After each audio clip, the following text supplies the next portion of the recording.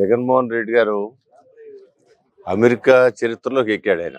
అంటే అదానీ గారు అక్కడ అమెరికా బ్యాంకులో తీసుకున్న లోన్లో 10,000 కోట్లు లోన్ తీసుకున్నాడు. 2,000 కోట్లు సుమారు ఒక 100-150 తక్కువగా 2,000 కోట్లు జగన్మోహన్ రెడ్డి గారికి లంచంగా ఇచ్చాడని చెప్పి అమెరికా ఇన్వెస్టిగేషన్ ఏజెన్సీ చెబుతా ఉంది.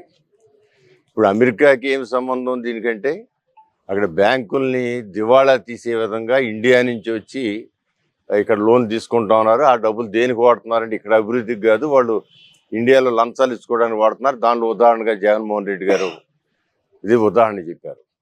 ఇప్పుడు చాలా మంది అనుకోవచ్చు, జగన్మోహన్ రెడ్డి గారు 2,000 లంచం తీసుకుంటే మనకు వచ్చిన నష్టం ఏంటి అనుకోవచ్చు.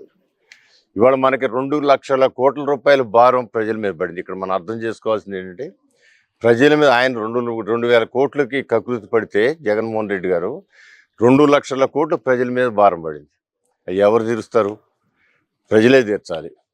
ఆ తిన్నదాని బదులు మనం 2,00,000 కోట్ల రూపాయల అదనపు భారం మన ఆంధ్ర రాష్ట్ర ప్రజల మీద పడింది. దానివల్ల ప్రజలు అనేకమైన ఇబ్బందులు పడుతూ ఉన్నారు. పేదవాళ్ళు ఇంకా పేదవాళ్ళు అవుతున్నారు, hire class people middle class అవుతున్నాడు, మిడిల్ క్లాస్ పేదవాళ్ళు అయిపోతున్నారు. సో ఇలాంటివి ప్రతి ఒక్కరు కూడా ఆలోచన చేసి మన చుట్టూ జరుగుతున్న పరిస్థితులు ఏంటి, ఎవరు ఏ తప్పు చేసినా దాని పరిణామాలు పర్యవసనాలు ప్రజల మీద సామాన్యుల మీద పడతాయి. అందువల్ల ఇలాంటివి కూడా మనం అవగాహన చేసుకోవాల్సిన అవసరం ఉంది.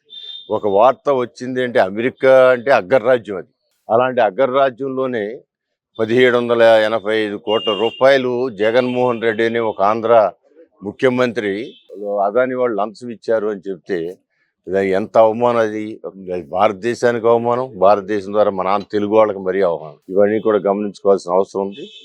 ఇవాళ ఈ రోడ్లు నిర్మాణాలు ఇవన్నీ కూడా ఎంతో ఇబ్బందులు పడి ఉన్న ఆర్థిక పరిస్థితులు, అనేకమైన ఇబ్బందులు, సంక్షేమ కార్యక్రమాలు, అభివృద్ధి కార్యక్రమాలు వీటన్నిటి సమన్వయం చేసుకుంటా ముందుకు వెళ్తూ నారా చంద్రబాబు నాయుడు గారు పడుతున్న తపన కూడా మనం అర్థం చేసుకోవాలి. ఆయన సంక్షేమ కార్యక్రమాలు ఏమాత్రం వెనకడిగేసే పని లేదని చెబుతా ఉన్నారు. దాంతోపాటు అభివృద్ధి కూడా గత 5 ఏళ్లలో అభివృద్ధి అనేది లేకుండా కేవలం ఆ 4-5 సంక్షేమ కార్యక్రమాలు ఇచ్చి అదే నేను బ్రహ్మాండంగా చేశానని చెప్పి ఆయన చెప్పుకోవడానికి ప్రయత్నం చేశాడు. కానీ ప్రజలు దానికి సమాధానం చెప్పారు.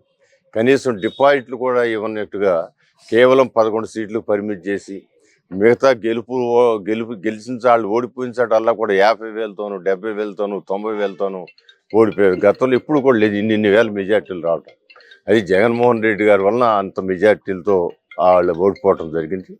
అందువల్ల మనం పబ్లిక్ ఏది జరిగినా చుట్టూ ఎవరు ఏ నాయకుడు తప్పు చేసినా కూడా అది శిక్ష మనకే పడుద్ది అనే భావంతో ఒకసారి ఆలోచించమని మీ ద్వారా కోరుతా ఉన్నాను.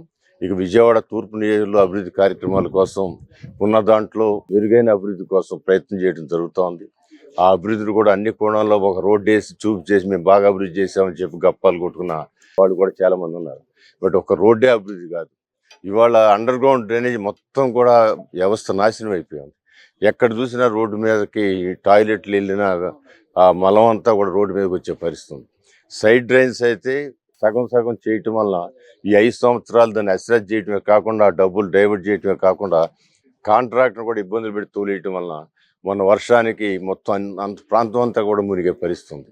అందువల్ల మరి అలాంటివన్నీ కూడా లైన్లో పెట్టి అటు Storm water drain, under ground drainage, అదేవిధంగా రోడ్లు, ఈ మూడింటిని కూడా అభివృద్ధి పరుచుకుని విజయవాడ నగరాన్ని ఉన్నత నగరంగా తీర్చిదిద్దడానికి మేము ప్రయత్నం చేసే దాంట్లో మీరందరూ కూడా సహకరించాలని కోరుతున్నాం.